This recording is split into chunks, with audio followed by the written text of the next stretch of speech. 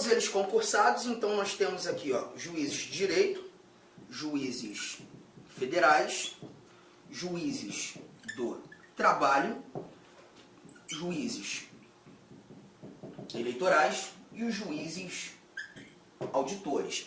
Nós falaremos mais sobre os juízes eleitorais e os juízes auditores, que são os juízes militares que atuam na Justiça Militar Federal no momento oportuno. Não agora, legal?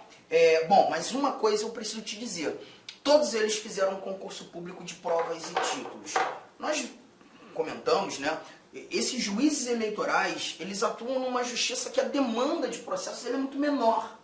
E por ser uma demanda pequena, nós não temos um quadro próprio de magistrados na justiça eleitoral. Não temos. Vimos, inclusive, que nos TREs nós temos empréstimos, né?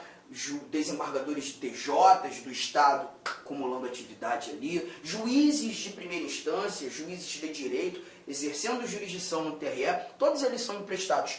Todos esses juízes eleitorais, que são os juízes de primeira instância, eles são juízes de direito.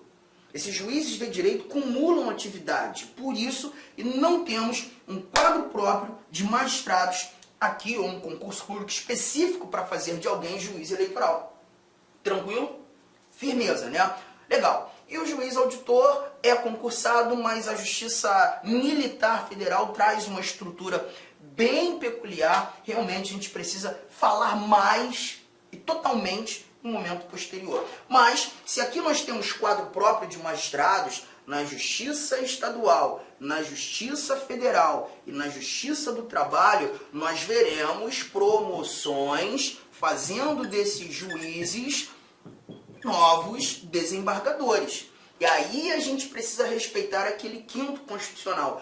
Para o esquema ficar lindão, a gente faz aqui os retângulos justamente para simbolizar os nossos tribunais de segunda instância. Nesses retângulos, eu quebro aqui os meus 5 quadrados. Os meus 5 quadrados tá aqui no esquema. 1, 2, 3, 4, 5. E já vou fazer um detalhe interessante aqui para facilitar a sua visão. 4/5 desses tribunais, 4/5 desses tribunais serão juízes de primeiro grau promovidos. 4/5, respeitando a proporcionalidade do quinto constitucional. Olha essa galera que sobe aqui, ó. Juízes de direito chegando aos TJs, juízes federais chegando aos TRFs, juízes trabalhistas chegando aos TRTs. 1/5 das vagas, já sabemos, preenchidas por juízes, por advogados, membros do Ministério Público. De novo, lista sextupla, diminuída para lista tríplice, chefe do Poder Executivo escolhendo, já entendemos isso. Um outro ponto importante, vimos agora há pouco, no nosso artigo 107, que esses juízes federais, para chegarem aos TRFs, eles precisam atuar por pelo menos 5 anos.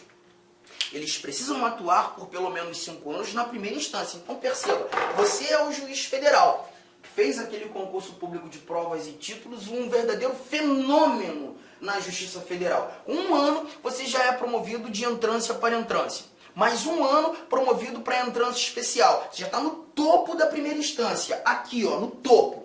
No limite da primeira instância. Só que você tem apenas 3 anos de magistratura. Você vai ter que esperar mais 2 anos, completar esses 5 anos de primeira instância, para ter a oportunidade de ser promovido para o TRF. Então esse juiz federal precisa respeitar esse mínimo de tempo na primeira instância. Tranquilo? Beleza? Show de bola. Agora, além desses valores aqui apresentados, nós temos alguns outros detalhes para incluir. Alguns detalhes muito oportunos e devem ser examinados em alguns dispositivos. Quais? Artigo 115 e o artigo 107 da nossa Constituição. E seus parágrafos? Seus parágrafos. Isso aqui eu já quero que você guarde.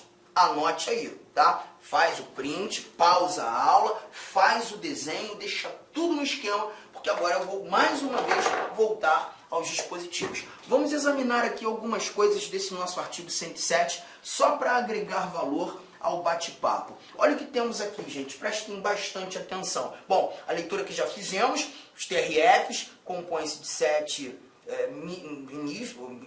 juízes, né? Ali 7 no mínimo, recrutados quando possível na respectiva região e nomeados pelo presidente da República, dentre brasileiros com mais de 30 e menos de 65, que já sabemos pode ser 70 anos. É uma análise que você vai fazer.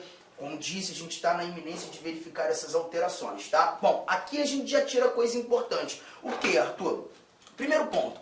A aplicação do artigo 93, inciso 13, que fala da proporcionalidade populacional e demanda judicial para aqueles juízes, vou botar até juízes aqui, né? Para aqueles juízes de primeiro grau ou primeira instância. O que significa isso? Aqueles juízes de direito, juízes federais, juízes do trabalho, estão na nossa primeira instância, nos estados. Gente, nós não temos um número pré-determinado ou taxativo de magistrados que atuarão nesse primeiro grau. Nós não temos um número pré-determinado. A quantidade de juízes de direito, de juízes federais, de juízes do trabalho que nós teremos nas várias unidades jurisdicionais será proporcional à efetiva quantidade populacional e à demanda processual que aquele ambiente apresenta. Então pode ser que num determinado estado você tenha muito mais juízes federais do que num outro. Pode ser que num determinado estado você tenha muito mais juízes trabalhistas do que num outro. Não há um quantitativo pré-determinado. Mas olha que barato. Na segunda instância aqui, você anotou, você viu TJs, você viu TRFs, você viu TRTs. Sabemos, inclusive, da existência dos TREs. Então, eu quero que você coloque mais uma observação. Em se tratando de tribunais regionais, se o tribunal carrega no nome a palavra regional, você vai lembrar do número 7. Sempre número 7. Leu que o tribunal é regional, lembre-se do número 7. Arthur, não entendi. Isso aqui, ó. TRFs. Lembra de qual número? 7. Mas aí você vai levar em consideração que, perceba, eu só tenho 5 TRFs no Brasil. Todos esses TRFs cuidam de mais de um estado. Por exemplo, o TRF tem sede na capital de São Paulo, ele cuida de todo o estado de São Paulo, mas também cuida do Mato Grosso do Sul. Será que 7 desembargadores, como a Constituição disse, 7 juízes, seria o suficiente para cuidar de toda a demanda processual desses dois estados? Acredito que não. Gente, o TRF que tem sede na capital federal, ele cuida dos estados do Centro-Oeste, exceto o Mato Grosso do Sul, cuida dos estados do Norte, cuida de Minas, cuida de gente pra caramba. Será que 7 ali é o suficiente? Não. Então o nosso constituinte, ele estabeleceu o número 7, porque é um número que lembra dos aos tribunais regionais, mas eu tenho no mínimo 7. Posso ter mais, posso ter 21, posso ter 39, mas no mínimo 7. TRTs. TRT, a mesma coisa. Só para você ter ideia, a demanda de processos trabalhistas em São Paulo é enorme. Tanto é que em São Paulo você tem 2 TRTs, um com sede na capital e um ali com sede em Campinas. E há uma divisão jurisdicional, uma divisão de competências entre esses 2 tribunais regionais. Isso já mostra que a demanda é enorme. Então 7 não vai ser suficiente muitas vezes, no mínimo 7. Então pode ser que um TRT tenha muito mais de 7, só não pode ter menos de 7. Agora, o próximo TRE. E quando nós falamos de TRE, de novo, uma justiça que não possui um quadro próprio de magistrados, uma justiça cuja demanda processual ela é inferior frente às demais justiças. Então eu não tenho a necessidade aqui de encontrar no mínimo 7. São taxativamente 7. Taxativamente 7. Legal? Tranquilo? Então essas informações elas são importantes, tá? Que aqui a gente está tratando de questão estrutural, questão de composição, mas ainda assim, relacionando essas questões estruturais, eu ainda tenho mais coisa para te mostrar. Mais coisa? Sim, tenho mais coisa para te mostrar. Olha aqui, ó. Olha o que nós encontramos no artigo, de novo, 107. Isso aqui tem que ser printado, tá? Já printou? Já fez mais essa anotação? Temos mais uma coisa interessante. Bora lá. Olha o que nós encontramos aqui. Olha o que nós encontramos aqui. Os tribunais regionais federais, os TRFs, compõem-se de, no mínimo, 7 juízes, recrutados, quando possível, na respectiva região e nomeados pelo presidente da República. Deixa eu só fazer um comentário sobre essa terminologia utilizada, 7 juízes. Você está percebendo que a Constituição ela não chama de desembargadores, chama de juízes. E quando falando juízes, isso pode gerar um certo incômodo para alguns. Na primeira instância são juízes, juízes federais. Na segunda instância a Constituição também chama de juízes, sim, mas chama de juízes do TRF. Esse complemento, juízes federais, juízes do TRF, te mostram quem é quem. Juízes federais, primeira instância, juízes do TRF, segunda instância. Então não haverá nenhum tipo de problema. Não haverá nenhum tipo de problema. Legal? Bora mais. Aqui nós vimos as composições, não preciso repetir, e chegamos aos parágrafos. A lei disciplinará a remoção ou a permuta de juízes dos tribunais regionais federais e determinará sua jurisdição e sede. Lei federal estabelece jurisdição dos TRFs. Aquele TRF sediado em uma determinada capital de estado cuida desses demais estados. Sede, está lá na capital. E além disso, também trata de uma eventual possibilidade de permuta ou remoção. Então quer dizer que um desembargador, um juiz do TRF primeira região, pode permutar com um juiz do TRF da quarta região? Sim, porque é Justiça Federal. Essa permuta pode acontecer. Isso deve ser previsto em lei. Parágrafo 2º. Os tribunais regionais federais instalarão a justiça itinerante com a realização de audiências e demais funções da atividade jurisdicional nos limites territoriais da respectiva jurisdição, prevista em lei, servindo-se de equipamentos públicos e comunitários. O que é isso, justiça itinerante? A justiça itinerante, gente, é justamente buscar levar a atuação do judiciário para muitas vezes para o interior, para onde nós não temos aquela estrutura física que comporte efetivamente juízos. E aí muitas vezes um ônibus do Poder Judiciário estará naquela determinada região, estará naquela determinada localidade. Dentro desse ônibus nós teremos sala de audiência e ali nós teremos sim a atividade jurisdicional sendo executada. A justiça itinerante, levando o judiciário a todos os jurisdicionados daquela região. Isso aqui você não vai verificar apenas na Justiça Federal, não. Na Justiça Estadual também você terá, na Justiça Trabalhista você também terá. É porque eu busquei separar num primeiro momento a leitura do artigo 107. Legal? Tranquilo? E aí chegamos ao nosso parágrafo 3º, importantíssimo. Olha o que encontramos aqui. Os tribunais regionais federais poderão funcionar descentralizadamente, constituindo câmaras regionais, a fim de assegurar o pleno acesso do jurisdicionado à justiça em todas as fases do processo. Ixi, Arthur, isso eu não entendi. Isso aqui a gente vai ter que desenvolver alguns desenhos, tá? Olha aqui o nosso TRF. Vou até desenhar o TRF quarta região. Vamos imaginar esse TRF aqui, aqueles quadrados, lembra? Os órgãos fracionários, as turmas recursais, tá aqui. Esses times de desembargadores que nós encontramos no TRF. Por que quarta região? Porque aí eu vou desenhar os três estados do Sul.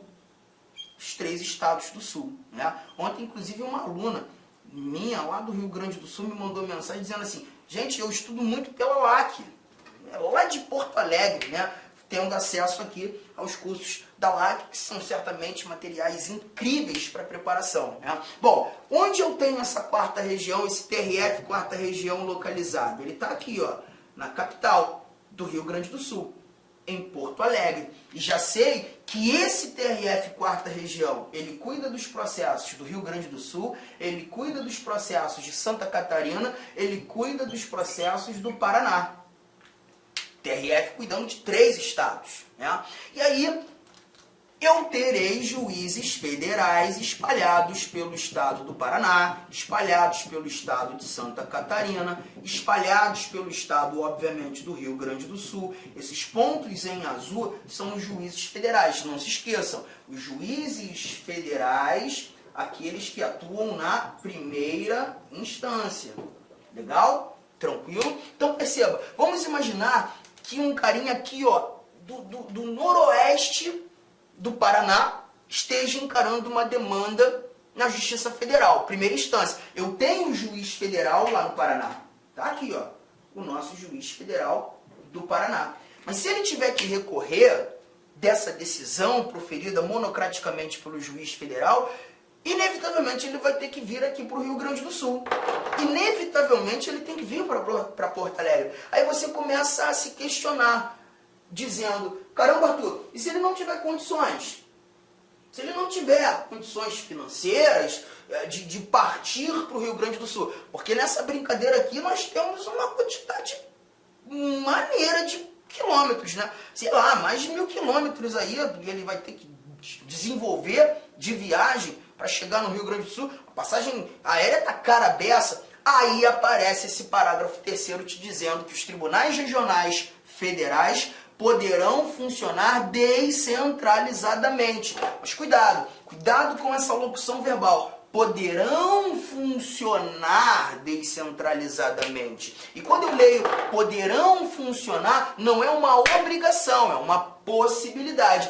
Arthur, mas descentralizadamente, como assim? Constituindo câmaras regionais, e você precisa lembrar que essas câmaras são as turmas recursais, constituindo câmaras recursais, ou melhor, câmaras regionais, aqui, ó, a fim de assegurar o pleno acesso do jurisdicionado à justiça em todas as fases